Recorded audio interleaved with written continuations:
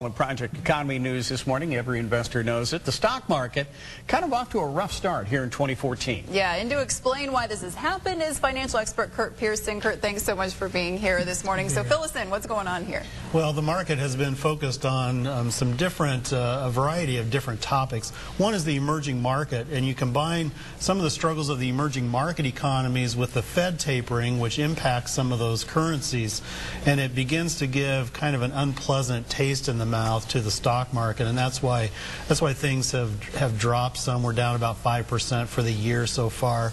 One of the issues that is interesting, though, is about 2/3 of the S&P 500 companies have reported earnings, and those have been pretty decent. I think that's already been baked into the market. I think that was part of the rally we had towards the tail end of last year. So the market is already looking ahead to what is coming, and some of those companies that have reported positive earnings have also kind of curtailed some of their positive outlook for the remainder of the year. So there's a bit of uncertainty. There are some sectors that are doing just fine, though, right? Yeah, the healthcare area is still doing pretty well, just mainly because of all the changes related to the Affordable Care Act.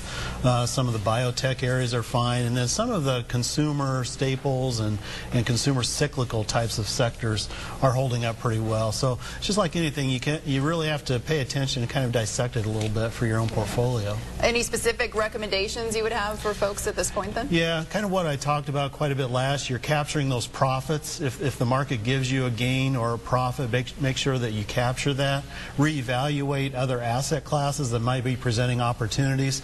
And then last, take a step back and say, hey, do I really want my serious money kind of based on the financial headlines of the day, or is there a more stable way, you know, to fall back a little bit and be a bit more predictable and reliable, talking about dividend-oriented plays and some other more conservative types of ideas. Okay, and you hear a lot about emerging markets and the problem, the impact that they're having on the global economy and the U.S. economy. Right. Yeah, China in particular has really released some disappointing economic data, and so that's being analyzed. In addition, Argentina's currency has had some real problems at the start of the year here.